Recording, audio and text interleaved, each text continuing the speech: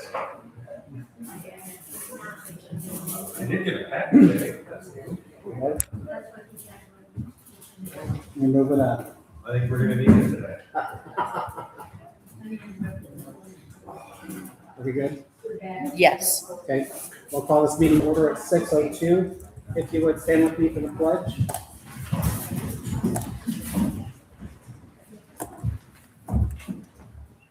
Pledge Allegiance to the flag of the United States of America and to the republic for which it stands, one nation, under God, indivisible, with liberty and justice for all.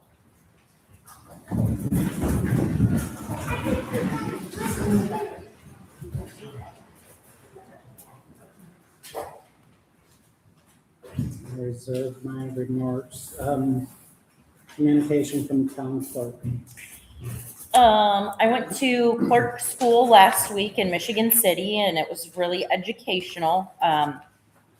Learned a lot about the changes coming up in legislation, some of the changes that they changed in the lit laws coming up. I spoke with some of the other clerks in our county to continue our must meeting discussions and working together, as a united front to present to the county what is going to be needed for everybody. So that was overall good. It appears that there's not a fund report. I will have to email you the fund report, but we did get our June settlement. So we are in a very good place. With that, we're still working on finishing out the end of May. There's $45 we're still hunting for. $45 too much, so I guess that's a good thing. But we are looking for that. And once we get May closed out, we will reconcile June. And after we get June closed out, we will start our budget meetings. So be prepared. Budget season's around the corner. I think that's all I have for the clerk's office. Main Street, our June festival went super well. We had a really great turnout. The car show was a really big hit. We had a really, really good turnout. So the bands were great. We had kids games. We had food trucks. The food trucks did really well. They're excited to come back next year. So overall, we got all of our planter boxes on display, 15 in total. You can take a look around. They are going to be auctioned off on October 17th at our fall festival, except for one. The one in front of Town Hall that is painted yellow is painted by Carla Donat. It is not going to be auctioned off. It will go home with the family as Carla passed away after she had painted it, but her desire was for it to be on display throughout the summer. We will sentimentally auction it off, and all proceeds will go to a foundation of Carla's family's choice. So we wanted to do something to honor her and have that on display throughout the summer. But the rest of them will be auctioned off at our festival in October. So take a look around, enjoy them, find the one you want to bid on, and show up on October 17th. That's all I have. Any reports from any other boards or committees?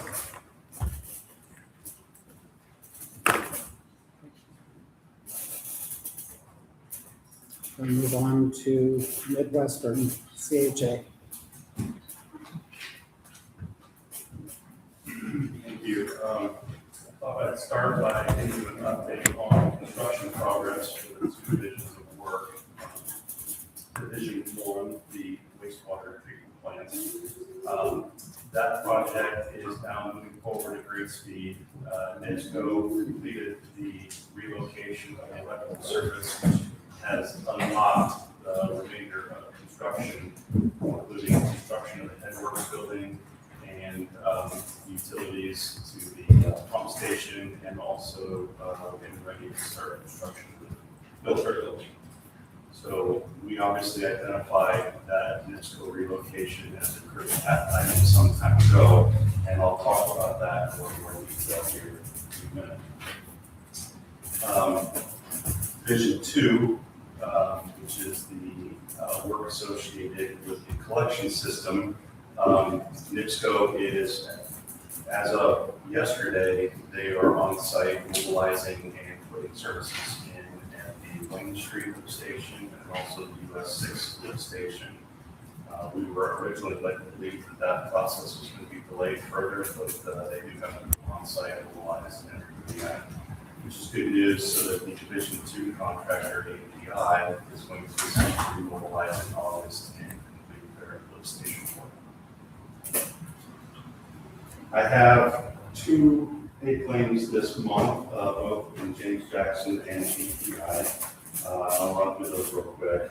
James Jackson, the wastewater plant contractor, submitted an application in the amount of $583,205 for work completed and materials stored to date. That brings the total of work to date to $8,455,475, and retained $45,025. By the amount paid to date, that puts the construction complete at just under 62%, which aligns with what you see with your eyes out there.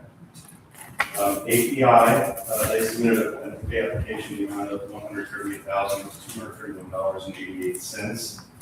That brings the total paid to date $3,948,216.12, retained $207,803.17. The balance to complete for them is $937,268.59, which puts them about 82% complete. The collection system is essentially done. They're just now finish up the stations. On the second page, you'll see a summary of contingency money remaining. We started off with $966,400 of contingency. The Division 2 contractor paid out $122,497.38 for change order 1, which was to do with additional painting in the areas where the sewers were installed. And then the forthcoming change order number 2, which I'll talk about here in just a minute, $73,770. That leaves a balance of contingency of $770,132.62.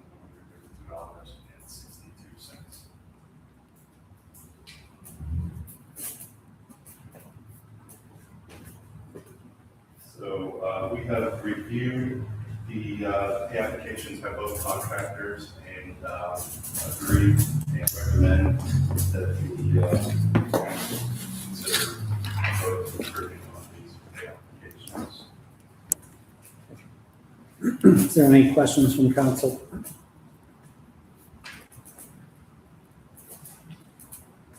Hearing none, I'll open the floor for a motion.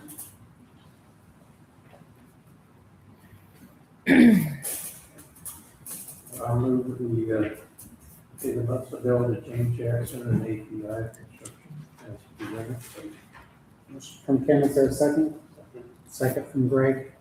All in favor signify by saying aye. Aye. All opposed, same sign. I'll get these forms to be signed here in just a moment. Okay. I do have 2 additional items that I want to talk about, 2 change orders. I'll start with change order number 2 to API's contract.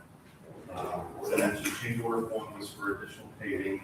Change order 2 is going to look very familiar. We actually discussed this at the May council meeting. There were 5 small quotes to do some additional work for irregularities that were discovered during the install process. So things like pipe that have reducers in them, or service connections that need to be remade, or storm connection, or should have been a storm connection. We previously discussed that, and the council agreed that these items should be added to the project. This change order formalizes that dollar amount.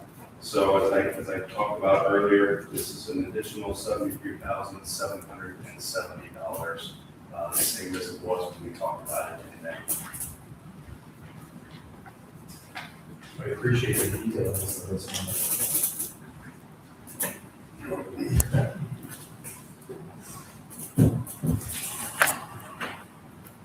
Council, is there any questions? I will say also, this work is actually already been completed, so there was no time extension or anything associated with this. Any questions? I will open the floor for a motion. I make a motion that we approve the change order number 2, API. Motion from Trevor, is there a second? Second from Greg. All in favor signify by saying aye. Aye. All opposed, same sign.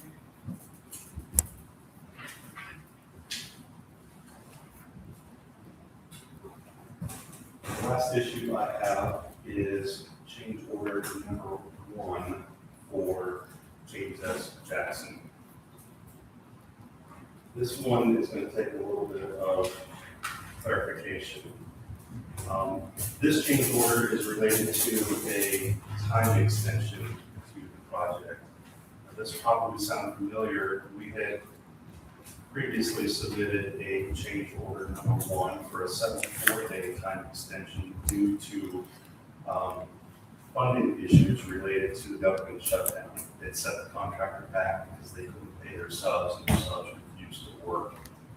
We submitted that change order to rural development and ultimately they rejected it. They didn't see it as a valid claim. This change order number 1 does not replace that previous change order. These additional delays that I'm going to discuss here in a moment would have happened regardless.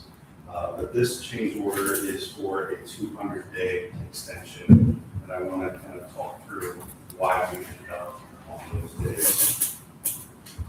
So there were 2 major things that happened in addition to what we had talked about previously with the government shutdown and those associated delays. The first is the soil conditions at the treatment plant site where the major structures are going to go. So this is where the headworks is going to go, this is where the pump station goes, this is where the filter building goes. We encountered a tremendous amount of groundwater, and we actually had soil borings in the region, but they didn't pick up on this level of water. And I think what it came down to is we dug a little bit deeper than what those soil borings were conducted. But what happened is we essentially hit a river of water that is flowing underneath the site and originates in the river that runs right by the plant. So this is essentially a direct conduit of water that's coming right into our work area. I will say that our contractor underestimated how much effort would be required to get this done. So they started off with a small pump and a small well, realized that wasn't keeping up, and then they just kept adding to it until they finally got this under control. That process it started in September of 25 and wasn't under control until February of 26. And because of the amount of water that they had to remove, it's prevented them from starting construction on some of those critical path items that we talked about earlier. In addition, and we have talked about this ad nauseam, is the amount of time that it was taking NIPSCO to relocate their electric service, which was also in that deep area of the plant that we had to get out of the way in order to facilitate construction. As a part of this change order, and I think you have a copy in front of you, you will find that there are a series of timeline dates that show and explain all of the correspondence and communication with NIPSCO. You'll notice that it starts all the way back in May of 25, and it goes all the way through June of 26 when the work is actually done. This is particularly frustrating because as the engineer in charge, we've actually coordinated all of this work with NIPSCO back in 22 and 23 when we were doing all the design effort. Apparently they had to have a regime change and all of those efforts were lost and we had to start from scratch numerous times. As I mentioned earlier, the work is now done and construction is progressing. And our contractors did their best to kind of hopscotch around the plant to do work as they could in areas that they could. But ultimately, this really hurt and it set us back because we couldn't build the headworks until this was relocated, which meant we couldn't start filter building until this was done. So again, it was a good path and it basically brought us to a standstill.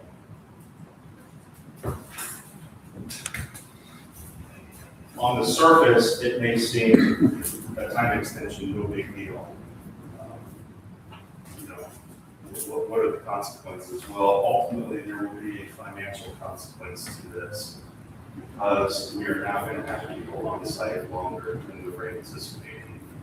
Most notably, we have the engineer, we have a on-site project representative that oversees the construction and reports daily logs in compliance with the lending requirements. And then we will also have some additional time for construction engineering, although we are doing our best to try to minimize the impact of that effort, try to extend the dollars that we already have allocated as far as they'll go. But with that being said, I'm asking for your consideration to approve change order number 1 to Jackson for a 200-day construction extension. That will move the substantial completion date, which was originally August 26th of this year, to March 15th of 27.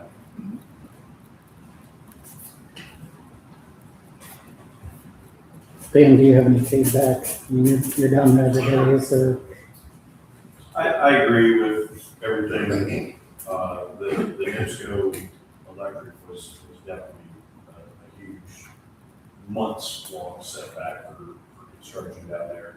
And the dewatering, it's still incredible how much water we're still pumping. I told Andy prior to the meeting today that we had with James Jackson that they could have done something maybe a little bit quicker in their time frame to move ahead a little bit with the dewatering. I think they were trying to get a handle on it and didn't realize how much water it was. And when they finally did get the well driller in there and actually drilled a 6-inch well, it's been running nonstop since that day, 24/7. So it's pumping a 6-inch line of water out constantly.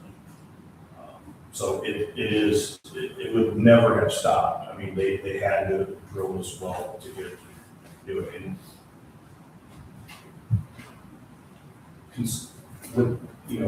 back in the contractor a little bit also, speaking with them, their issue was they would dig down, get a wet area, and they dig it out, and it would be dry.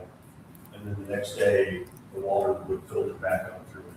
So the material down there is so fine sand that it was kind of holding the water in layers. So I get that they were trying to maybe, save a little bit of money by trying to use smaller pumps, and then finally realized that hey, this is not going to work. And then it took some time though to get that well driller in there to get done. I agree with Andy though. I think the extension is obviously needed, and I think there were things that were out of the contractor's control, especially with the NIPSCO electric. That was a big holdup, the major share of it, I would say. The sum of these two events is actually greater than 200 days if you look at the timelines, but they happen concurrently, which is how we kind of narrowed down to 200 days. What kind of added costs are we getting with the year?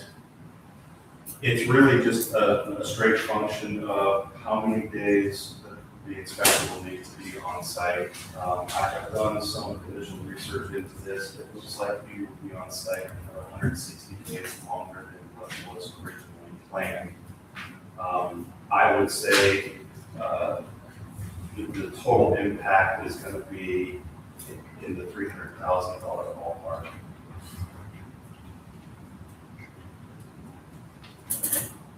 What happens if rural development says no to this one? I don't really have a good answer for you. Hopefully they'll say yes, so. I feel like the discussions about government shutdown is somewhat of a political football. These are kind of legitimate issues. More clear-cut, Construction. engineering side or construction side. So Okay. the representative that comes to the monthly meetings also agreed that, you know, she's not making the decisions, but she agreed that these were more valid reasons for They're more approvable. Yes, Yes. she felt confident that it wasn't, didn't say yes or no, which she In the event, let's just play devil's advocate, in the event that we don't get like the amount of time, ultimately it's gonna be the contractor's responsibility to get back on schedule or they're at risk of liquidated damages. So it's gonna behoove them, regardless of whether this is accepted or not, expedite work as fast as they can from now to the end of the project.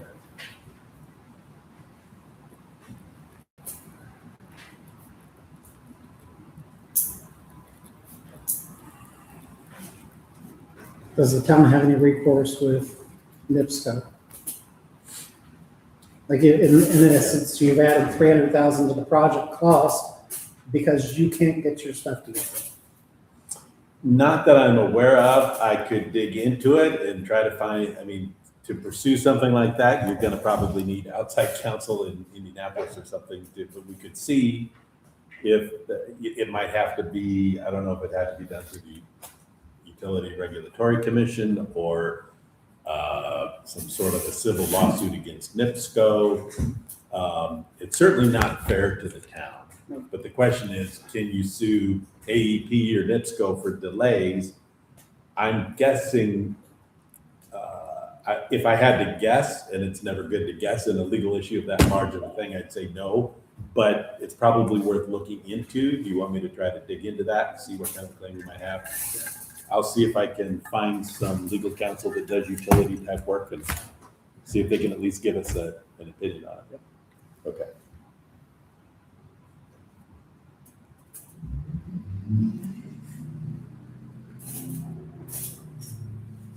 Any other questions? Open the floor for a motion.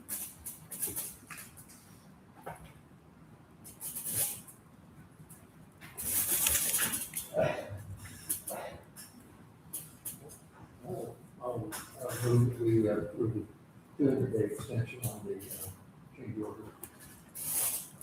Motion from Ken, is there a second? I'll second. Second from Trevor. All in favor, signify by saying aye. Aye. All opposed, same sign.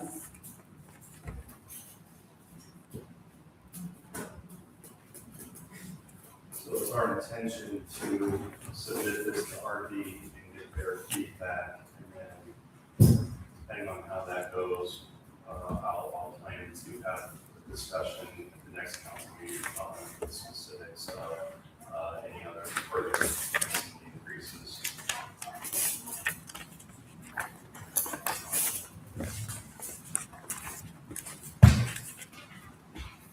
With the paper. Oh, yes. So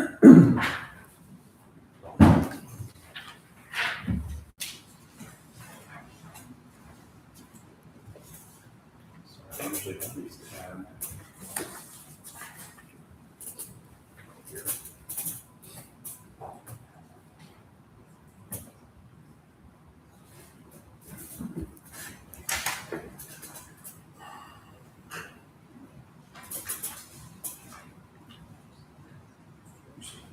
Yes.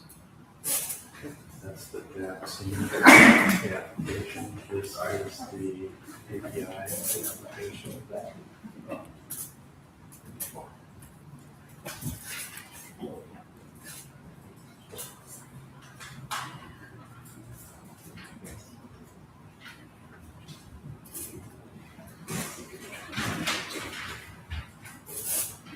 the two rural development documents.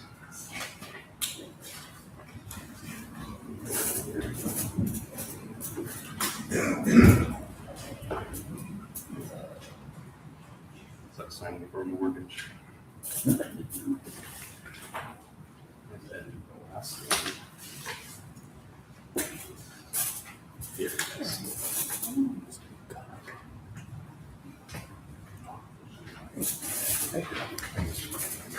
And this is change order. For one for Jackson. Signature here, please.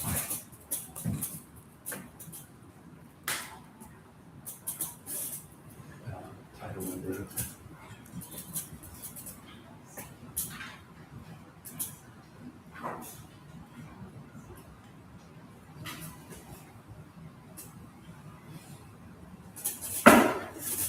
Same for change order number 2.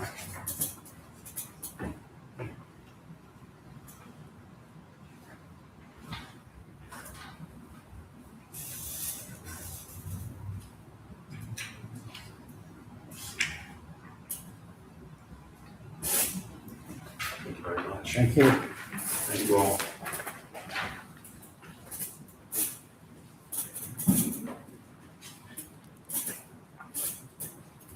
DeKalb County Veterans Memorial. If you could stand up and introduce yourself.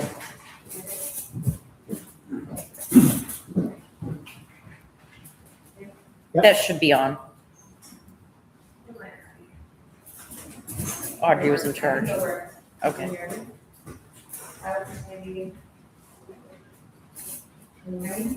Yeah.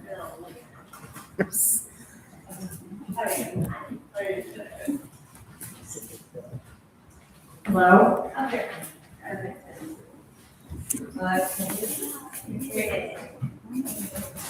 I'm Penja with Auburn Main Street. I'm here to talk to you about the DeKalb County Veterans Memorial. I want to start with, we initiated that project with the youth of DeKalb High School, and they actually reviewed community plans and wanted to actually consider a project of that size. They looked it over and said they really wanted to make a statement and wanted to make something impactful. So of course we engaged Post 97, who owns the land. They had identified that they wanted to put up a memorial for the county at some point, especially once the DeKalb County Courthouse had basically put in the provisions for security, to basically shut down the courthouse, making it very hard for anyone to go in and see the veteran memorial that exists there currently. So anyway, they started that project and were able to raise $50,000 in 50 days to get a match for $50,000. Now that project initially was around $180,000 to complete, and they raised $183,000.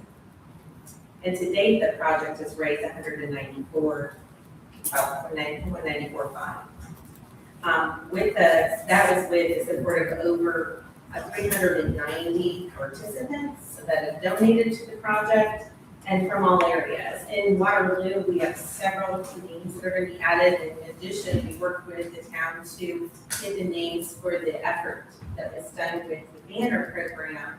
So utilizing the names that are also in the banners that will be also on the memorial as well. So in case there were any questions about that.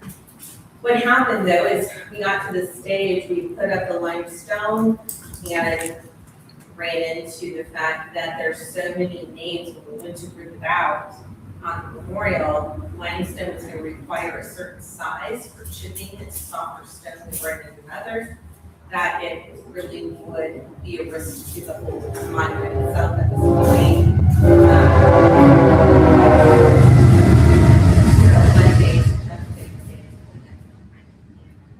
And going back and forth with the different contractors, they landed on the fact that they really suggested we use frame panels to put onto the limestone so they can be removed, etched as needed, and as things get added down the road and for longevity. So that process quite another, way unexpected amount, and we are fundraising for the community.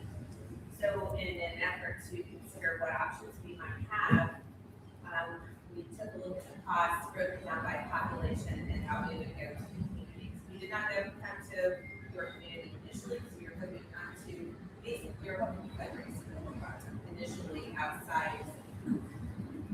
But what we have landed on at this point is where we're at right now. There's an initial ask for the town of Waterloo, 1875. That is to get the right order and in place, get it here, and then we have a not to exceed amount. That the final project is not to exceed $3,075. But we only need the initial amount upfront, and then all here. We are still taking names, and we continue to take names for the memorial, but we did for code purposes have to cut it off for that amount. It'll be, I think, nominal the number of applicants we might get in between this timeframe when they actually have to do the initial grading. But we will get a small fund set up for grading going forward. But we are, that's where we're at now. So I'm happy to answer any questions. I hope you received the packet on this. If you haven't seen the memorial, it is really beautiful. In the aftermath of the initial ribbon cutting, the city did turn one of the semi-permanent parking lots into a permanent parking lot, and Steve's Commons is that a walkway up to the monument from that parking lot as well, and donated a lot of that. The amounts that I gave to you did not include the enormous amount of in-kind donations from the community and contractors around helping this project for reality. So it's well over 50,000. There were many that just don't worry about it. we don't even know what amount they're going to charge. So we know it's over 50,000 that was given in time for that project. I'm happy to field any questions that you might have about it. I've been by, looks great.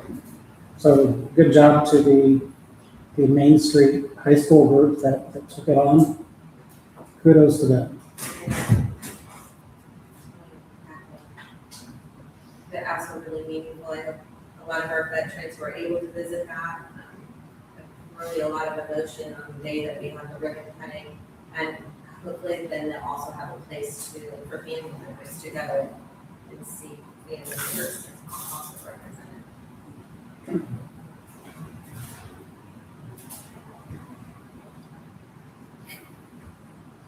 Where are we paying it from? Seed it.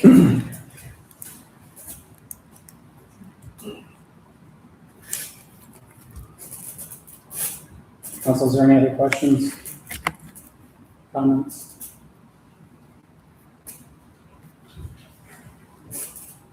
Hearing none, I'll open the floor for a motion.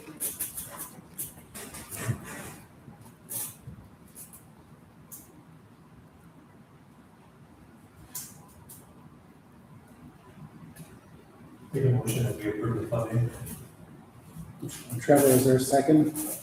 Second from Ken. All in favor signify by saying aye. Oh, if I could clarify, for how much funding, just for the record? Well, it said not to exceed the 30K, right?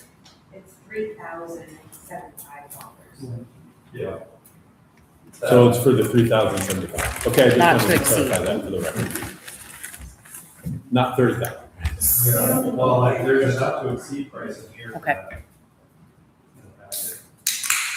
I think they might be asking other communities for that money too. So the Yeah. initial phase is $31,815, but that's being broken down between the county, Auburn, Butler, and Bureau. But I think the county's already voted to support that, Correct. my understanding. So that's all we have. So Okay. at this point, you're just by scheduling. So I have a motion and I have a second. All in favor signify by saying aye. Aye. All opposed, same sign. Thank you. I could jump down to 250 South Oak.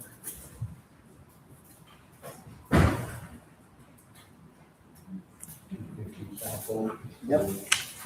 If you would stand, introduce yourself. No, you can sit there, just, if you would introduce yourself. I own the shop, I own the shop right there at 250 South Oak, on the corner of Ray Road and Oak Street. And when it rains, a whole bunch of water comes charging down. I got packets did you guys see my packets that I made us? And I took pictures and everything, and had people come in and look at it and give me some idea. Most of that water is coming off of that parking lot of the church. It slopes this way, they're all angled views down, and then there's another partial property from between me and the church that comes down the side and then swoops over and then it's washing my driveway out. So I'm asking the council if they will approve of a culvert in there to drain that water. On the corner down there at Railroad and Oak, there's a drain there, a big drain right there. That's the only one in that area that would catch that water. And it can be made go into my property, on my property, and not cost me any more damage, and it just flow down to that big drain down. Yeah, I was by there today, Mike, and I saw it. You have no problem with the water running across from your driveway on down to the drain? Yes, sir. He doesn't have a problem if the culvert ended and then the water brush went through the grass. Yeah. Down to that drain. It's just washing the gravel out of the driveway. And it's continuously, I mean, when we have weather like this, we get little, it just takes longer for it to do it. But if we get pretty good significant rain, it just takes that rock and just pushes it out into my drive or ground lawn. And then I have to try and dig that out of there and put it back in and then redo the drive.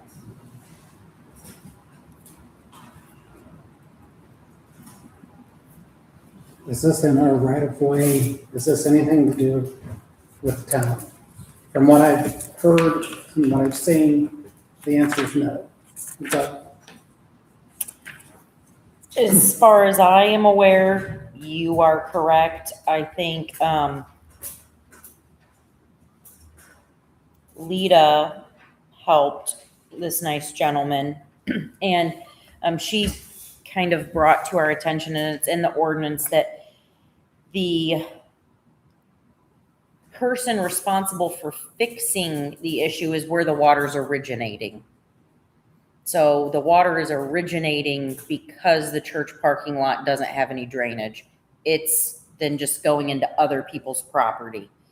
So in theory, the church would have to fix their drainage issues to make it right. Or we could all work together to come up with a solution, because that's obviously not feasible for the church to just redo a whole parking lot, and to maybe all work together to put in a culvert to help with that. Whether it's all of our responsibility, whether it's any of our responsibility, whether it's the church's responsibility. Either way, I think the town needs to help facilitate maybe the process, if I'm explaining that correctly. I agree with that. Because technically it is caused by the runoff of the parking lot. It's not our problem, but it's also not easy for the church to fix that problem. I would tend to agree that I don't think the town has any, as I've looked at it, thought about it, and I talked to, I think it was Tyler Lanning as well. I think that a culvert under the driveway would solve the problem. That seemed to be the opinion of everybody. I don't see where the town has an absolute legal liability to have to do that. And so, it's up to you guys as to how much you want to try to help and facilitate that. But I don't see an absolute legal requirement that you have to shell out a check for. Do we have a quote on what to take the culvert in that? Do you have a what? A quote? I think they did have a quote or an idea, didn't they? It depends on where you go. I don't know where the county usually gets their culvert material. I know the county gets theirs from St. Joe, and they build culverts to whatever you need, and that's where the county gets their culvert materials. You're looking at 60 feet, so it's two 30-foot pieces with a connector band. Was that like 500 or was If it you go 2,000 or what was it? If you go steel, you don't have to bury it as deep. If you go with the hard plastic, so forth, then you're gonna have to go about at least a foot cover. If you go with steel, you won't have to cover it. But, you know, the materials, it depends on where you get them from. What's an average cost if you know? I think the one place that I looked, it was either 11 or 17, I'd have to go back and look, feet per steel. So, You said 1,100 or 1,700 or something? Somewhere in there. Okay, so under 2,000 total. yeah. And, you know, the town would have the equipment to dig it, it wouldn't be that big a deal for the town to take a small backhoe and dig dig the area to drop the culvert back in. Does I that don't affect mind any it. other properties? Not that we're aware of, the property next door, which is covered, he just has very little street frontage. And water, it's all grass, so it runs across the grass and then hits the gravel, and then all the gravel hits and some of the gravel is being washed down along the street too, so. It's not gonna do that drain. Eventually, it'll plug that drain eventually. So, it's a way to get that excess water into, or inlet. And that's the only place for that water to go is on the corner of Open River. Down there. There's two up on top because that all flows downhill to the northwest. There are two drains, but they're clear up on top on the opposite side of Maple. So they're not helping, they're south of that parking lot. And then you have the alley that comes out that also drains that way. So.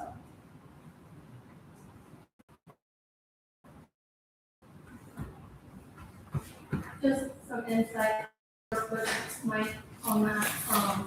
The street department did offer to dig or tap into the structure if this is what you guys decide. And I did provide him with a quote of materials that the street department would be relevant, that would work for him. It wasn't a big structure, like big culvert structure, it was more like a 12 by 12 yard drain with a plastic culvert that would go under the driveway that they would tap into, and then the street department also offered the putty, the joint putty, to put those two pieces of pipe together. So that's what, and when I was, before I resigned, the only thing that I knew to do, and I had spoke to Andrew about it. So just some insight for you guys if that helps at all. After that suggestion, that's when we got the county surveyor's office, Tyler Manning, to come and look. And his feeling was, what we've proposed, a culvert under the drive instead of digging all the way down and running a tile all the way down through that yard didn't make sense. He said the water's not hurting going down that grass once it gets north of the driveway. He felt that was a lot more work than just putting in the culvert. And his reports in that packet.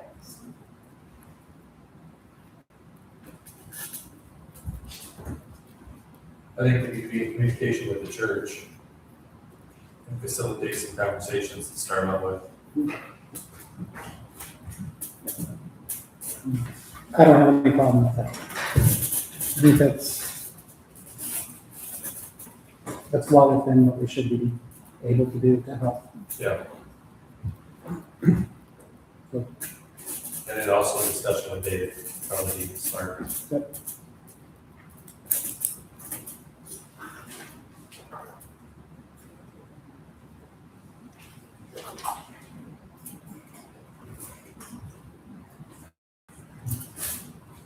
I'll reach out to both of them and see if we can set up some time to sit down and talk. Okay, I'd like to make a comment, that was a very nice package you put together. Yeah, very detailed. Very detailed and everything, so, well, congratulations. Experience. Right, Andrew? That's right, that's right. You have a lot of legal experience, I think.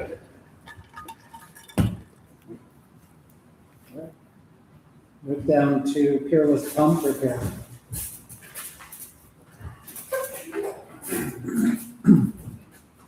And Fearless is our well pump, high service pump, maintenance contractor. And they come every year, do maintenance on our wells and high service. And they noted in their, when they came earlier this year, that pump one, high service pump, was making a kind of a chattering noise, and that it was also having a leak. And I had seen the leak, it had recently had started prior to them coming, so I made sure they looked into it.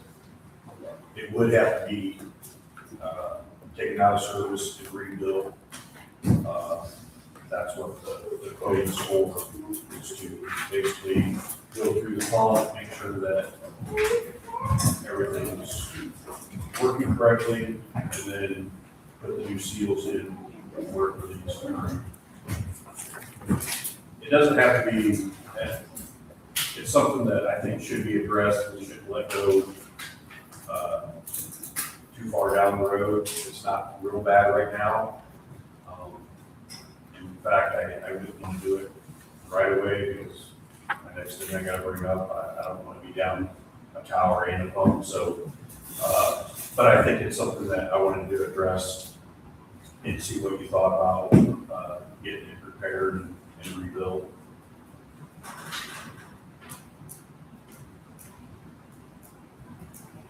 They have been rebuilt. I don't have I kind of came unprepared tonight because I was in Waterloo, but it had been rebuilt by the other company that had done those other projects during that time. And so I kind of feel that it's a little early for things to not be working properly on it. So that's kind of why I wanted to have it here. 2023, I think so. Is it under warranty still from the original? Okay. I had 1 year. In fact, I really don't even know if the rebuilds actually even have 1 year, but might be shorter than that. But either way, it was faster. I would be supportive of getting it rebuilt, fix it, Yeah. Okay. and I wouldn't wait till it's too far gone to, Right. Yeah, if I can get it approved, that would be the first step, and then I'll schedule it though a little bit further in the year.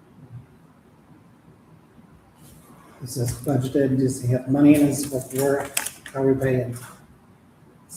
10 grand, 11,000? This is water, right? Yep. Yeah, we discussed where we were paying this out of. You came in my office and we had a whole conversation. Again, that was like 3 weeks ago. Yes, we have money for it. I believe there's a line item for it. I'm pretty sure I do have a line item on repairs and stuff.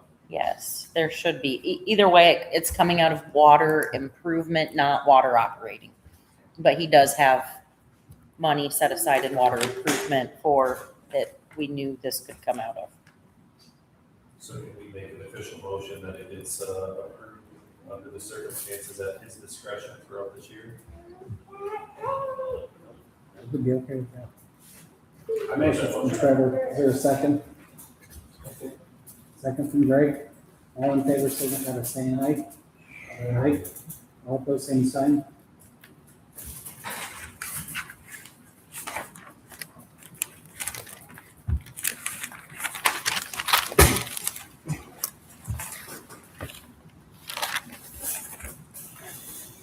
Electric, for the ball valve. So a couple of meetings ago, I approached you and you guys approved Fearless to do the new valve in the valve hall. And I mentioned in that meeting that there would be additional cost for the contractor for the electrical part because Fearless doesn't do that. I reached out to our electrician that we use on a regular basis and went through all the things that Fearless needed to have done and to bring the vault up to code electrically, and that this is his quote to get that done. And it actually turned out, and timeline wise, pretty well because we just had our pre-construction meeting with United LLC, who is the tower painters today with Dixon Engineering. They are ready to start a lot sooner than we had anticipated. I actually had to, they wanted to start this week and I had to say, no, I have to wait till next week because I had to get hold of Peerless to make sure that I could get them scheduled to do this at the same time and to make sure that the electrician, who I'm trying to get approval for, could make it there in time as well and get his part done. So everybody is scheduled. The painters are gonna start next Monday with their project, and then, upon approval for the electrician will get his work done, and then Fearless will come in the following Monday on August 3rd and start their work, and then we should, as soon as the painters get done, then be ready to put it back in service. Their timeline is, they said very quick, they're gonna be working 7 days a week, so, they said maybe it's only 10 days possibly to do all their work, pending weather and stuff. So, it might move along rather quickly, but this electric, back to that, is, completely redoing the electric in that vault. Not only for Fearless, but how bad it was down there due to all the moisture that's been in there for years. That has been fixed. I will be, after all the work is done, he is wiring an outlet, additionally, that, on a separate circuit for a dehumidifier that I'll purchase at a later time, just a regular dehumidifier that keep it dry down there 100%, which is what it should be, or should have.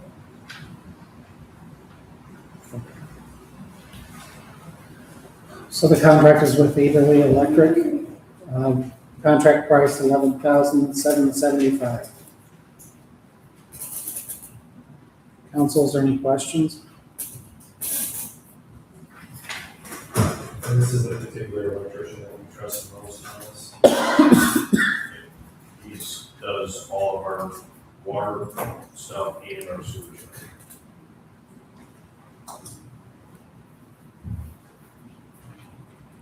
And he's kind of our standby electrician. I partnered with him probably a few years ago because we wanted, back when Chris was still superintendent, we wanted an electrician that we could count on to like come in emergency situations. For a lot of these sophisticated panels that we have now that, you know, he has knowledge on. And he does really good job what he's doing when it comes to see us. Rachel sent an email out to you regarding some sewer stuff that you had to come in and do. I know he's done work at town hall, he's done work here. He's done a lot of work with the street lights. So.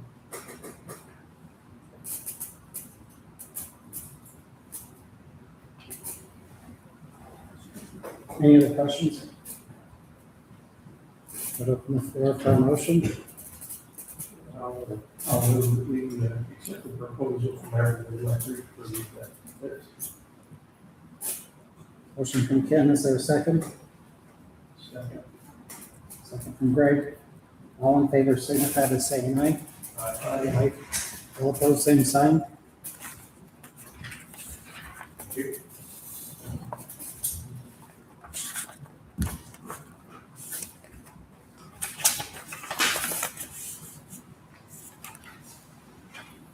And that's it with you, right, Dan? Yeah. Okay. Just making sure. All right, street sweeping agreement. So we get paid by the state of Indiana to sweep the streets of US 6 and North Wayne Street because they are owned by NDOT. It is paid by the curb mile. The normal contracts are every 2 years, which we are actually in the middle of the set pricing contract. However, the state of Indiana apparently just really likes updating their forms. So they need it on this form now. But it's the same amount, it's just a different form number.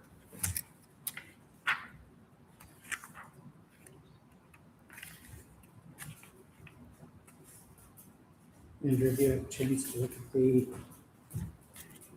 I don't know that I don't recall looking at this before. I don't think so, but it's a standard state form that there's nothing we can do to change it. So I we either do take recall, their money yeah. or we don't. I do recall the state saying they will not change any of their foreign paragraphs. Yeah. I've heard that before Yes. in the county context. I mean, it's not much. It's like $600 a year, but hey, if we're sweeping their streets.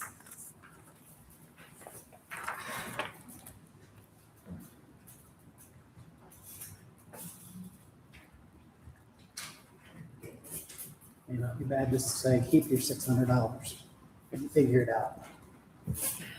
Yeah. This states that you'll follow certain federal and state legal requirements like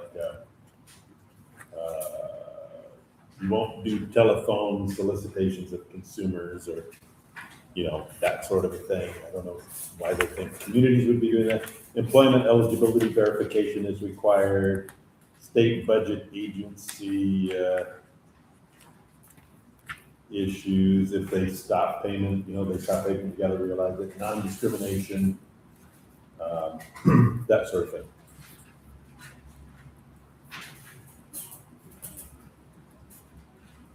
And if they terminate it midway, you get paid up to the point of whatever you spent, and you don't necessarily get to continue or have a right to sue them for the rest of the month. So I guess we're talking about a small amount of money.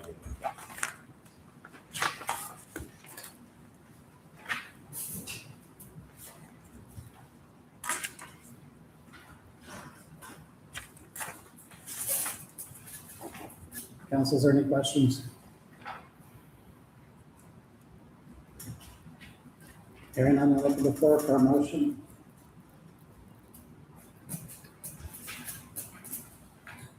Make a motion to accept the street sweeping service contract amendment number 1. From Trevor, is there a second? Second from Greg. All in favor, signify by saying aye. Aye. All opposed, same sign.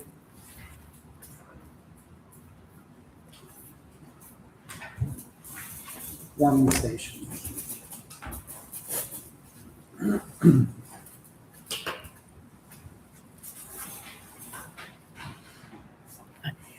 Why is everybody looking at me? I was just told to put this on the agenda. They need to do something with it. Yes, so, we had been discussing what needs to be done with the warming station. The new sign is out front, it's hooked to the electric inside. However, most of the electrical inside has been disconnected because of a massive water leak. The roof is in repair, is in need of repair.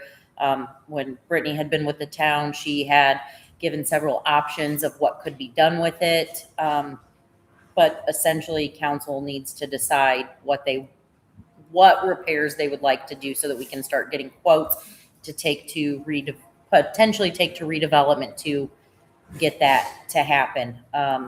If you haven't been in there, it's a very small space. It's a very chopped up space. The bathroom's real awkward. You have to get up a step to get into.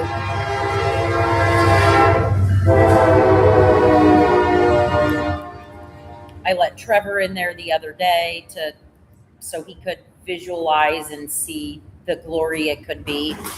The Lions Club is working on moving their things out, but if we're gonna start getting quotes, we need to know what council's desires for the space are. To white box it, to use it as an event space. I mean, you guys need to give direction so that nobody's overstepping and getting incorrect quotes. I think first you need to get the roof fixed, right? Get the bones fixed, fix your electrical. Well, the Right, part about that's- fixing the electrical is if we're gonna redo the inside, it's gonna be a lot easier to fix the electrical once we tear those fake walls out. It'll cost a lot less than rerunning wires. So when I was in there, I was looking at the possibility of opening that space up and being able to use it as another town rental of some sort. I wouldn't necessarily do the roof yet until it's been demolished on the inside, down on the inside. Because there's a good chance there could be some headers that need to be thrown in there, just to open the space up. And it might interfere with something. Not saying that it will, but it probably would be wiser to do that. If that's the route council would like to go.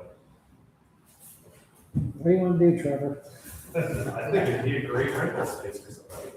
We have to do something, right? Yeah. I think it'd make a great ice cream shop. Worked on It would make a great. that downtown block for so long, right? We push people to fix things, to do better.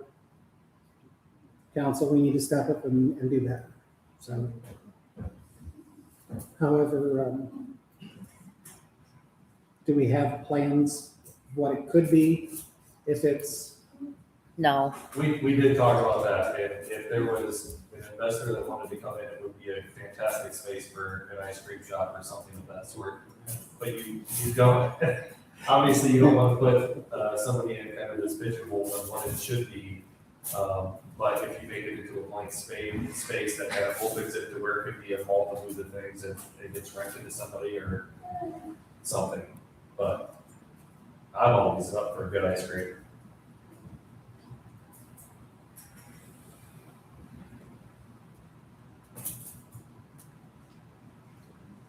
so if Trevor, do you have a guy that can give us a drawing?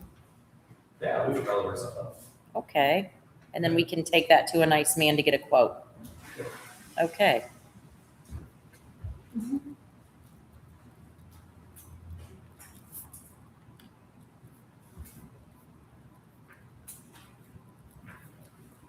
It's not big enough for like an event or something. It could be, yeah, it would be a small, because you're probably talking from that beam to that beam would be the largest space if it was all open. It's not super huge. So if there were different things for events, it would be a good building to, like when they do their festival. Yeah. They could use that. I'd rather not see, I don't know about, renting, I don't know if the town can rent. I don't know. It's owned by the town, so. I guess it would kind of be seen as a little bit It would be like theater an space. events, I think it would be nice to clean it out and use it for events when you have something going on. Or something related to the town. As far as renting goes, yes, the town could rent it out to a business that wanted to go in there. At this point, we have to keep it because the sign is there. So the electrical is coming up from there, so it has the standard of the town's name. That is, yes, but it could, you could rent it to or lease it for a year or 2 years or whatever. And talking, they go together. Something. But yes, I can actually work on getting some quotes around too for that, to renovate the inside. At least a single bathroom. Well, and the thing is, if we do any renovation, I do believe any renovation, it has to turn into ADA compliant as well.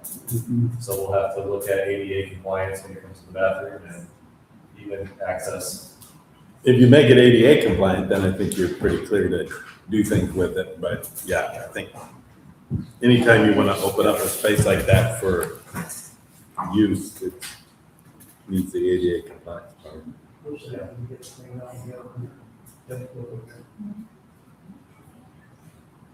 Cool. You're up. Planning Commission.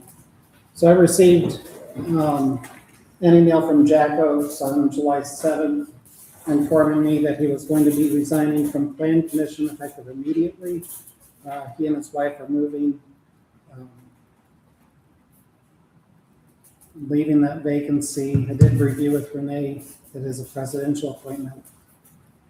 So I'm going to appoint James Garman to Plan Commission to help us keep that moving forward. Next meeting is Monday. What time? I'll get back to you. Okay. I didn't get a response, so.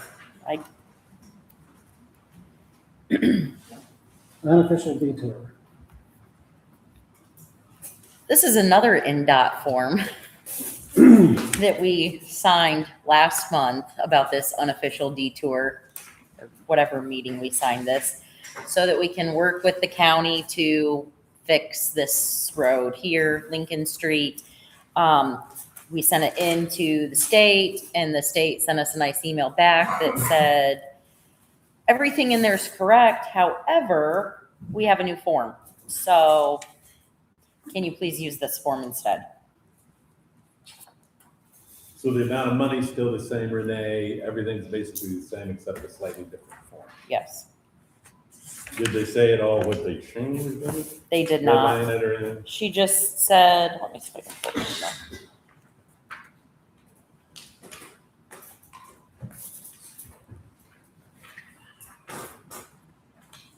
So the county's also gonna have to redo theirs.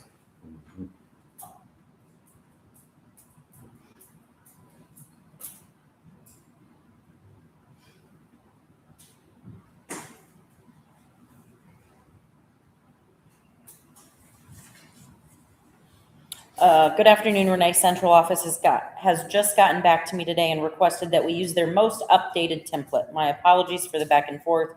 Look, please see the attached for the document that will need to be signed again by the town. Thank you. NDOT.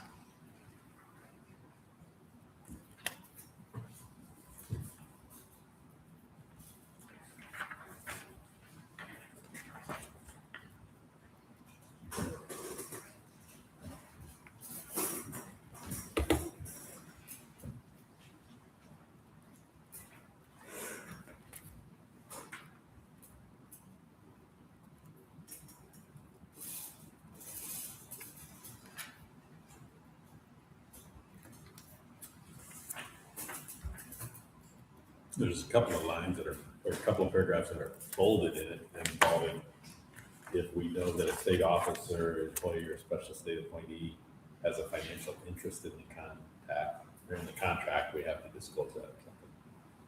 I don't know if that's the new portion because they bolded it or not.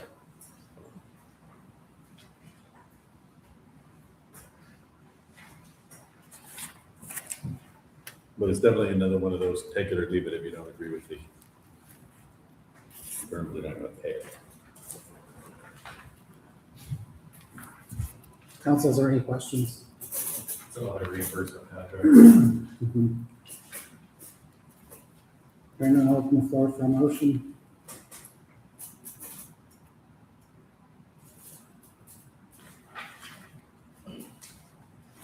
I'll make a motion that we approve the, what's the official title of it? Unofficial detour contract. Motion from Trevor, is there a second? Second from Greg. All in favor, signify by saying aye. Aye. All opposed, same sign.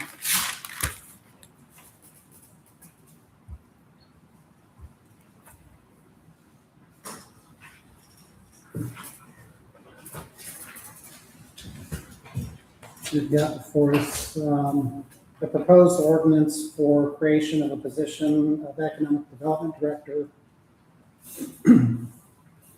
adding it to the town officials and ending the position of town manager.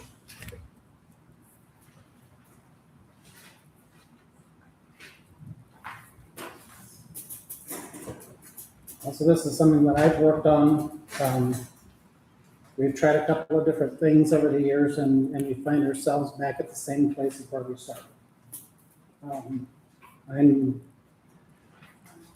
looking at trying to figure out, okay, what didn't work, what did work, what can we do differently, what can we do better?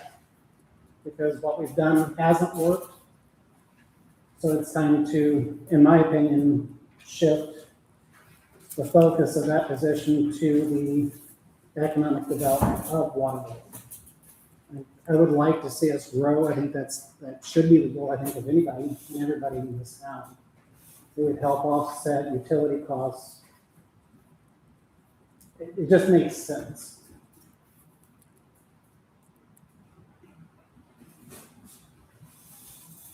I know we've talked about it extensively.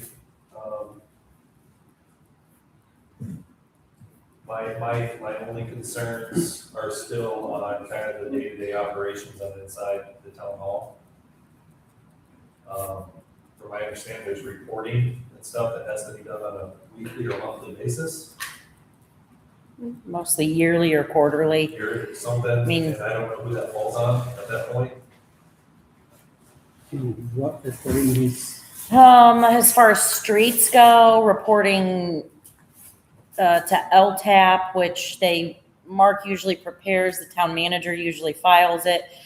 But that's our road grading, that gives us road funding, that allows us to have CCMG. So you have to work very closely with the street department to fill out these reports, to file those reports, to also then do the community crossings. You have to be PACER certified for that too. I'm sorry, what? You have to be PACER certified for that. Yes, too. PACER certified. I know currently Dave is PACER certified. I don't know if Mark is. Mark is, Dave is not. Brittany was as well. It is a class that anybody in the town can take and do. But that has always been a responsibility that fell under the town manager. Also helping with the IDEM reporting, posting the SSOs, those kind of reportings, that all fell on the town manager. So I understand the desire for economic development, but I also think there are daily administrative tasks that the town manager, especially if they are going to be leading economic development, needs to be a part of. I think separating the two completely, I don't know that that's going to be beneficial in the long run. As well as like your zoning administration, because that's something that you guys, you didn't see a lot of that, unfortunately, that was something that, sitting in that position. So, that's something to consider as well. That's another one is zoning administrator. That's a lot of the day-to-day, is the zoning administration and stuff like that. There are a few things that if somebody comes in and the zoning administrator's not there or John's not there, I can handle a shed. I know how to measure a shed. She got the square footage down. Yes, I can do square feet. If it's above 300 square feet, we cannot call it a really big shed. Sorry, nice man. It's now a garage. So, I mean, there are things that having that other person there, I do think is beneficial. I do understand some of the concerns. I understand that it's also a lot to put on a town manager. I think that has been part of the struggle in the past is that handling all of it is a lot. I think putting the town manager on quite a few of the boards. Yes, it is good to have the town manager be the face of Waterloo, but I think maybe opening it up and allowing other people, Ken's passionate about the Pokebosh. If Ken wants to stay on Pokebosh instead of having the town manager, economic development director, whoever do it, have somebody else appointed to it. I think one of the things I realized today, I realized it last night, or I thought of it last night, was another issue that I've seen with the town manager position over the years is the town manager has 5 bosses. If one boss directs the town manager to do something and research something and put time and effort into it, it might not be the same goals and views that the other councilman want. So I think that's where there can be some issues as well, as they're spending time going down one path, but another councilman wants them to go down this other path, and that can cause dissonance on what is my focus, what should I really be focusing on, because that's happened in the past with, if you remember several years ago, the council president had directed the town manager to look at putting a coffee shop in here. A lot of time, a lot of resources was spent on that to find out that 4 other councilmen did not want that. But one boss told them to do it. So how do you look at that one boss and say, no, I'm not doing this, when you don't know the other 4 aren't behind it? So I think I think there's more issues than just the name of it. I think, giving direction as a group, and alleviating some of those additional boards off the plate. But I don't know that removing it as a town manager, especially after going to the AIM event, and I know, Ken, you reached out to them, but I think still being involved is essential. I mean, we all have to work together. We can't be our own islands. Well, And that's kind of why I think, Mike, just to give you some insight, just from sitting in that seat every day, and how difficult it was, because there's times where I noticed that council didn't communicate with each other, and like Renee had just mentioned, one person has been doing this, and then we come to a meeting, and then I would present something, and then I would get chewed, or whatever the case may be, or there was some kind of disconnect there that caused a lot of stress on me. And I think things got turned around quite a bit, so it made it very difficult on top of their normal day-to-day things, and that's just like we struggled with the job description. So I kind of went down that path and then tried to help make packets so that way we all had a better understanding of what we need to do. And then, things got misinterpreted and it just became a whole, and I felt like that created kind of a disconnect between council and myself at that point, which wasn't the intent, but the struggle is hard when there's not that communication thoroughly, and there's just a once a month meeting between myself and council. Yes, I did reach out to Josh several times on things that I had questions, or Ken or Gray, not so much Russ or Trevor, because Russ, he's here, there, and everywhere, Trevor. he's in China, Thailand, Bangkok, you never know. So it does make it very difficult. And, that's part of what led me to resign from the position, because it just was piling up. It just was so stressful, and then being a part of, you have your DeKalb County Economic Development Commission, you have your DeKalb County Visitor Bureau, you have Pokebosh and the task force, on top of Plan Commission, and updating all of our permits and stuff like that, on top of the normal day-to-day zoning stuff, keeping up with the classes. It's a lot. Like, I didn't put on my timesheet near the hours that I put in. I mean, Renee can attest to it, how long I was there, all the things that I did. And it made it very stressful. Did I love what I did? I absolutely did. But there was just a breaking point. There was a lot of things that I felt like, didn't get followed through on, just because you guys are busy. You have normal lives. You do this as an elected official, and it's very stressful for somebody that sits in that seat every day, waiting and waiting and waiting and waiting for an answer.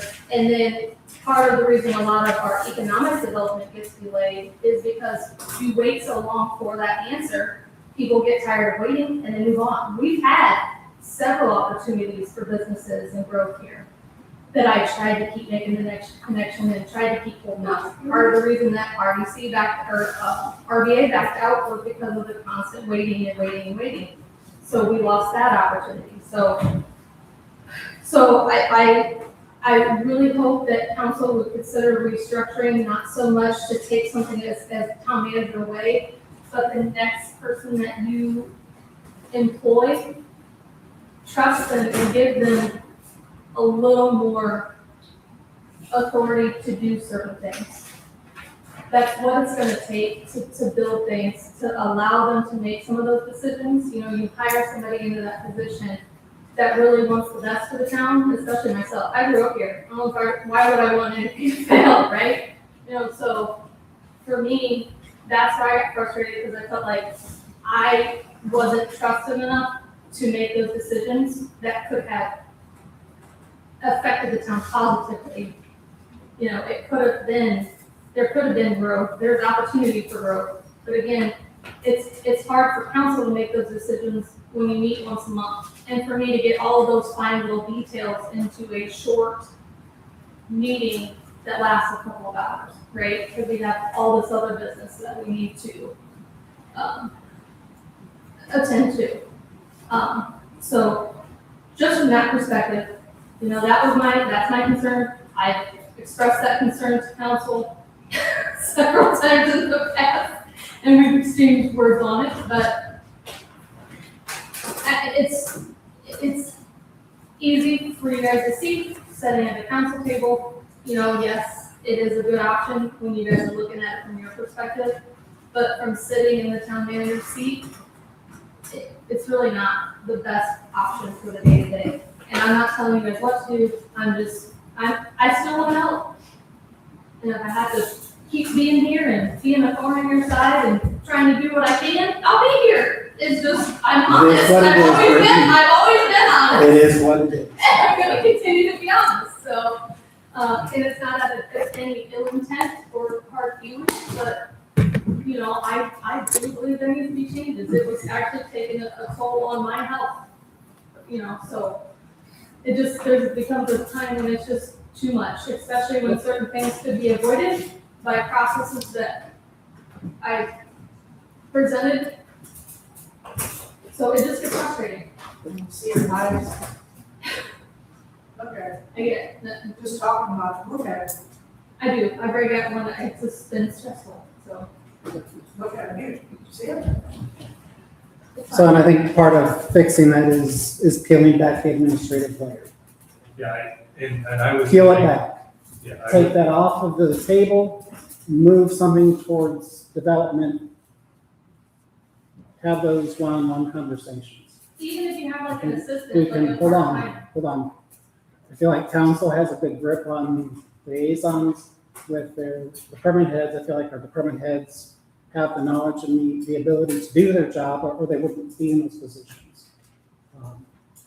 So I think, at least from my point of view, I would like to see council take that administrative piece away from that position, regardless of what you call it.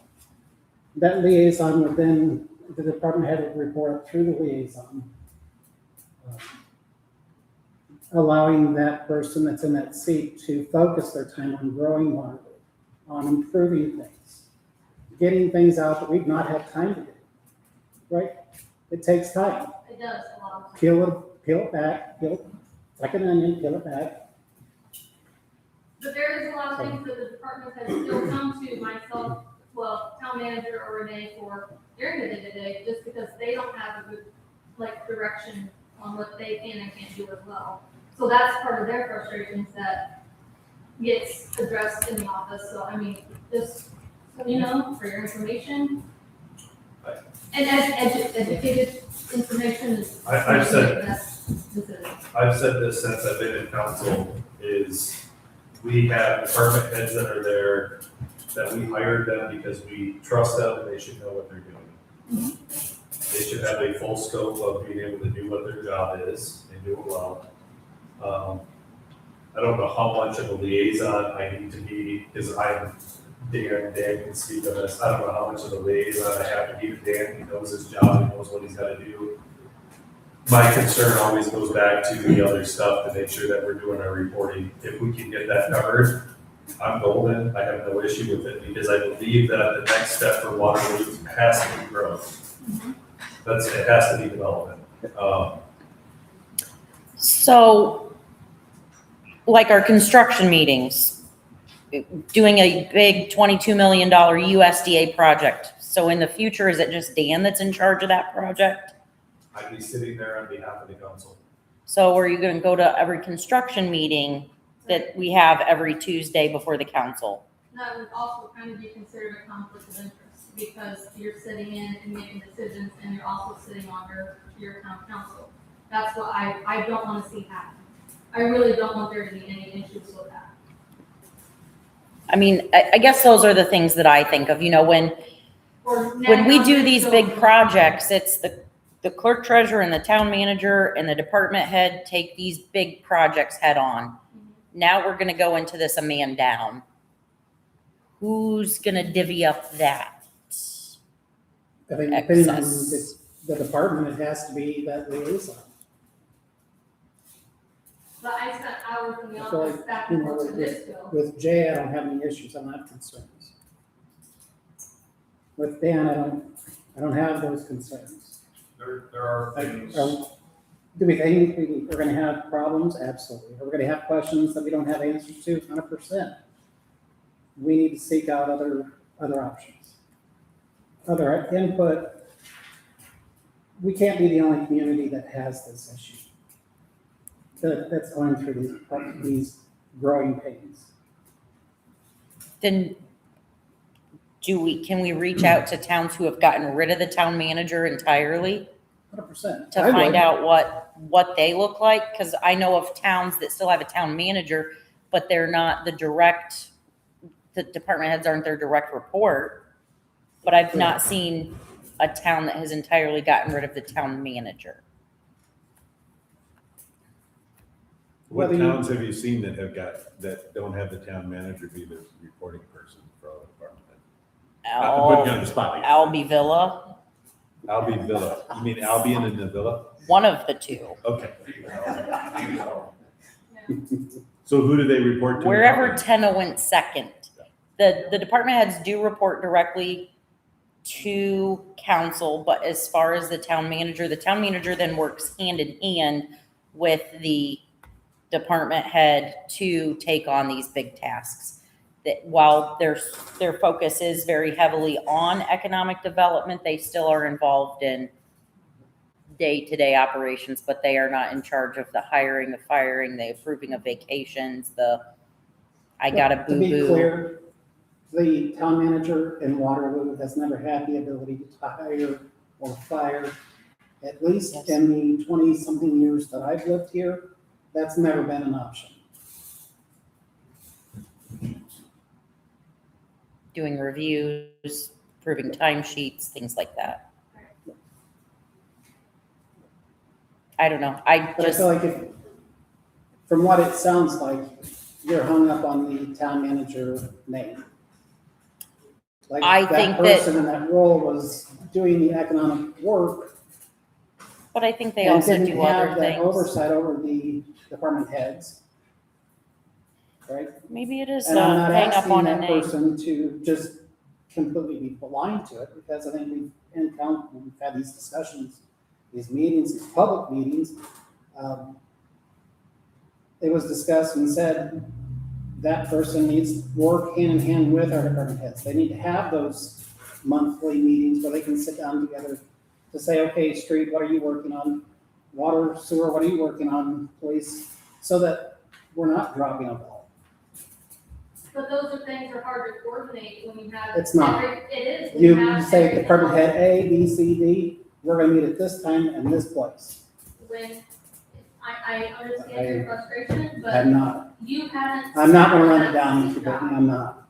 I'm just letting, I'm So- just trying to help, that's all. Like, it's hard with all the day-to-day things to get people together. Do you communicate with them individually? Yeah, but that's when you create that divide between the departments and they're not communicating, and you need to, like, that's where I do think we have that in here already though. Yeah, So they're I'm supposed just to come saying, it's difficult, and I haven't seen it, I will say that there was an entire public meeting regarding this job description, and I was the only non-resident public person that chose to show up and attend, so I think this all could have been discussed prior to this meeting. I'm not trying to. I didn't see it or I would have been there. It It's wasn't all posted posted in the anywhere. same place, it's legal notice, so. And you're talking about the notice about the special meeting that was held about this before, because all it said was special meeting, and to me, It doesn't have to be this. I know, But but I it says didn't know special about meeting. it. and it Folks, said- we're not doing this. I mean, this is not returned into a gripe session. I'm not going to. I'm just saying, I didn't understand. Council, what are your thoughts, feelings? Is this good with what we discussed? Is there more time that's needed to review I think things? it might need review, but I think it's a very good idea myself. I think it's a right move, that we need to go in that direction. We just have cautions about the day-to-day. But I've expressed that in every meeting that we've been in with this. We could still call it town manager, but I think what we're looking at is more of an emphasis on economic development. So our downtown, I've been on council 11 years, 11 years ago, and ever since I've been on it, we've talked about the downtown area, how we're gonna develop it. And I think we need some person that takes that on, and I still see that person, no matter what we call them, I don't care if we call them economic development or whatever, but they would still do some of the jobs of a town manager. But we don't want, somebody that comes in that, say that's another. And that's what I was It asking takes us is, down the same path. right, is the restructuring of it, and I think that I had asked you guys about that before, like, can we put in black and white, like, this is what we're doing? And I felt like that's where we had that disconnect, because we didn't have that, because there was so much gray area, and so that's what was. I'm glad to see that. I'm gonna table this, give you guys some time to review it a little further. We can have a special meeting. Sure. Sync up some calendars. Be a public meeting. Sounds good. I think, just one other comment, maybe. I think we've all discovered that change is very, very difficult. Not only difficult to deal with, it's difficult sometimes to accept. But I hope we're going down, and I honestly believe we're going down the right path right now. That makes me happy. Appreciate that. Old business banking.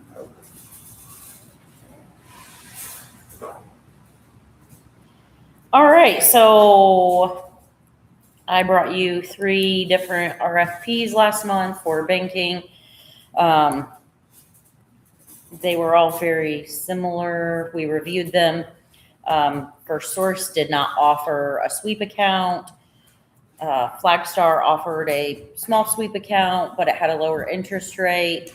Their interest rate was lower than the other 2 banks. However, they were willing to give us $300 of free checks, which was very nice because we just ordered checks recently and I didn't want to have to buy brand new checks. And then CSB offered, they did not initially offer any sort of break on checks. But when I met with them again and asked follow-up questions, they did say that is something that is pretty standard, that they didn't put it in the proposal, but it is pretty standard that they would do. I asked my follow-up questions. First Source did say that the 3-year agreement was mostly to protect them, to protect us, not them, so that we knew they would give us 3 years of waived fees. But again, they still didn't offer the sweep account. They do not feel it's an important thing. That with the way technology has advanced in the ACH positive pay and regular positive pay, that it's not necessary. I still feel that it is, especially with direct deposits going out to be able to mask the original bank account. CSB does everything behind the scenes. They were the only proposal that broke down how our money can make us money, 4 different scenarios. I thought that showed good customer service. They have been willing to go above and beyond. They also went above and beyond and included HSAs, which was another follow-up question I had for the banks. The other 2 banks do offer HSA accounts, but nowhere near the 2.25%. For our employees who have HSAs, it's not a very high percent that you're getting. It's a couple cents a month that you get back. So 2.2% is better than 0.05% or whatever you're currently getting. So I think that would be a good benefit for our employees to do. So, and the fact that they would also include the free checks. I just feel that CSB also has far superior customer service than the First Source quote. So my recommendation would be to pick CSB. They have the sweep account. Yes. They have the check machine that you can bring into the office to run the checks there, but there's no. Yes. Okay. Remind me what their sweep. It is a $500,000 sweep increment. So it is a little bit higher, but they sweep it into investment accounts. So that is why it is a little bit bulkier. But they do everything behind the scenes, and then also continuing to invest in Trust Indiana, which we've gotten quite a bit of money in now with a higher interest rate. So I feel good about them. We have a lot of people who have not been here for prior meetings. Can you fill them in on the need to move from Horizon to? So currently our Horizon Bank account, it's set up as a sweep account, so we keep about $75,000 in our checking account. Daily, everything is swept into a savings account. Above and beyond that happens automatically behind the scenes. That way, if there is any fraud or anything like that, the majority of our money is untouched until it gets denied. The interest rate we are currently getting on our account are both under 1%. For our checking and our savings. So very, very low interest rates. The competitive banks are offering they're based on the Fed rates at 3.5% interest as opposed to 0.95% interest on our checking and on our savings and 0.8% interest on our checking. So it's a huge, huge way for your money to make money. The more money our money can make itself, the less we have to ask citizens for, the more we can do, the more projects we can do. This last year, by investing in Indiana Trust, which is based off the Fed rate, we put in $750,000. We were able in the last year to get about $30,000 interest, which funded our entire IT upgrade project. So, those are huge projects that we couldn't accomplish without earning interest. Additional projects that we couldn't accomplish without earning extra interest. Also, the amount of time we're spending at the bank just to run checks, that's taking somebody out of the office for sometimes a half hour at a time while they're running the deposit and then rerunning it because something didn't run right. So having an in-house check scanner was something that was very important to us, so that at the end of the night, the girls can just zip their checks through. It automatically goes in the bank. They pop it in a little doodad, and then they pick it up once in a while. Eventually, they will do the same thing. We'll have the ability to do the same thing with cash, but that's not here yet. Nor do I want to pay for that testing yet. But it's something that could happen in the future. So keeping the people in the office more often, reducing time. So things that were just important to us that we wanted to take a look at and be good stewards of our money. Mr. President, may I say something? Absolutely. The county offices use CSD. And being one of those very, very happy, and like Renee said, their customer service is top notch.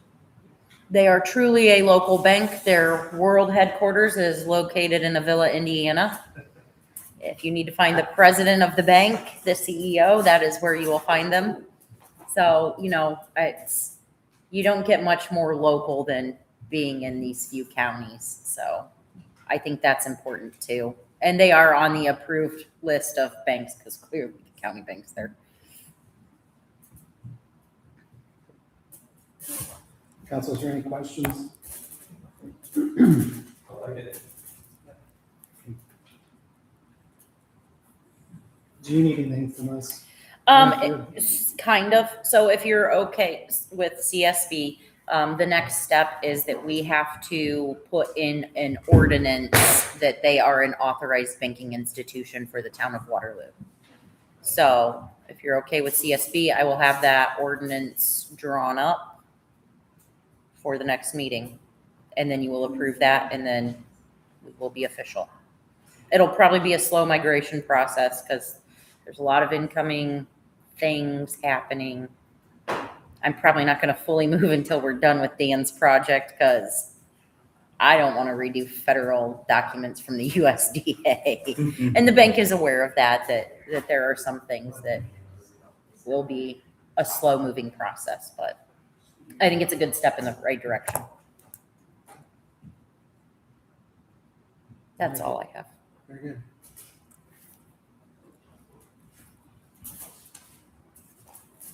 We could jump up to approval of minutes.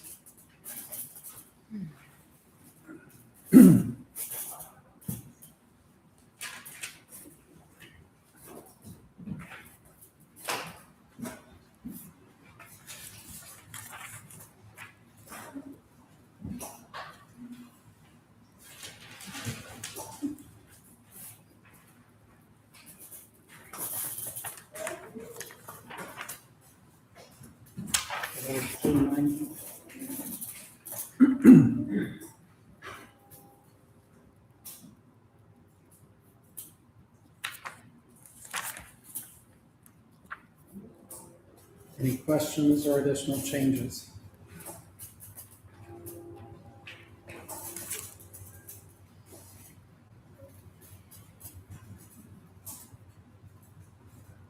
Hearing none, I'll open the floor for a motion.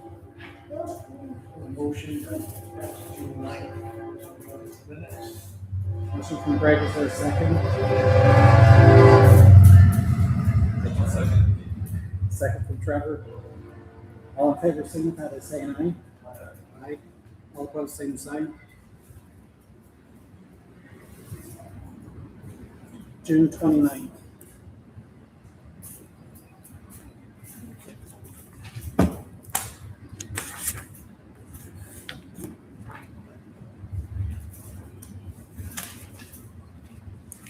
Any questions or changes?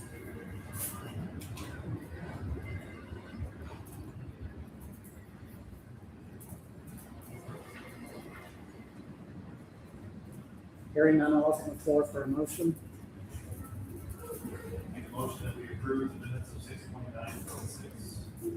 Motion from Trevor, is there a second? Second from Ken. All in favor, signify by saying aye. Aye. All opposed, same sign. And July 7th.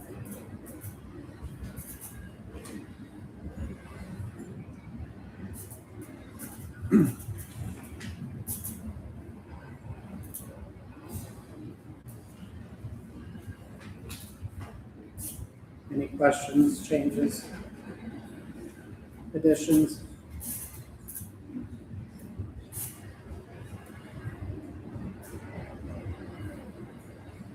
Hearing none, I'll open the floor for a motion.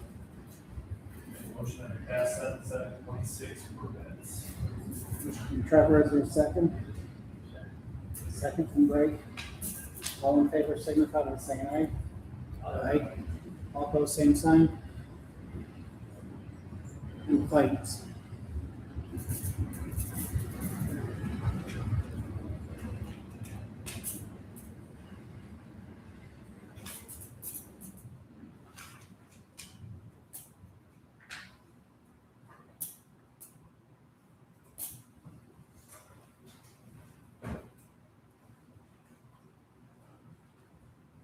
Any questions on the claims?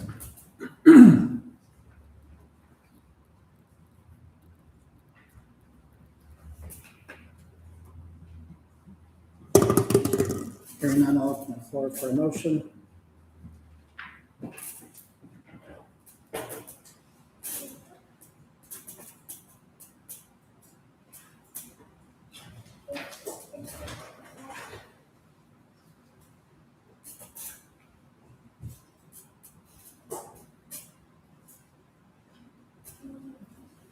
Ray, I'll make the motion that we pay the bills.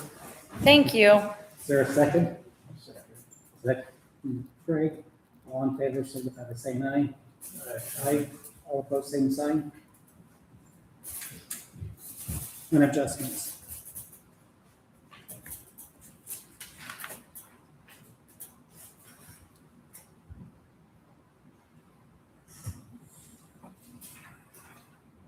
Just curious what the adjustment is on the water 5/8 inch for 36,000. But there's a lot of unusual, Yeah, that's pretty big adjustment. pretty fine things this month. Where do you see 36,000? Oh, that's the total of all water that was adjusted.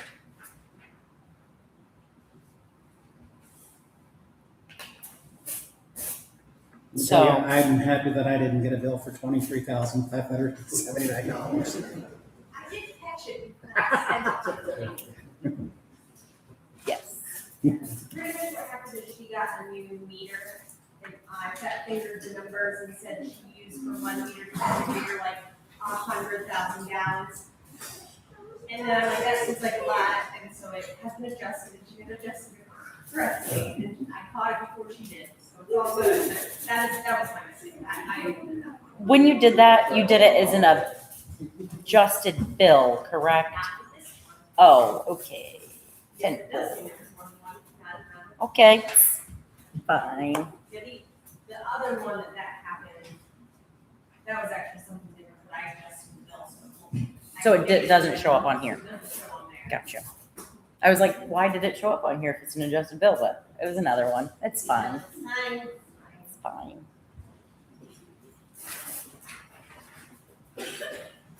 Any other questions on the adjustments?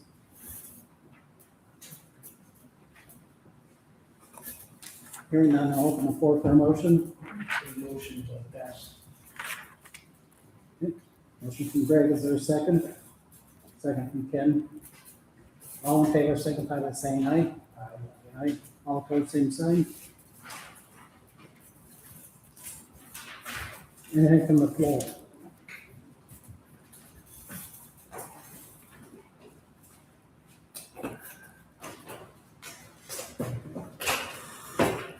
Hearing nothing, we'll adjourn at 7:51. Good seeing everybody here tonight. You're kind of back up.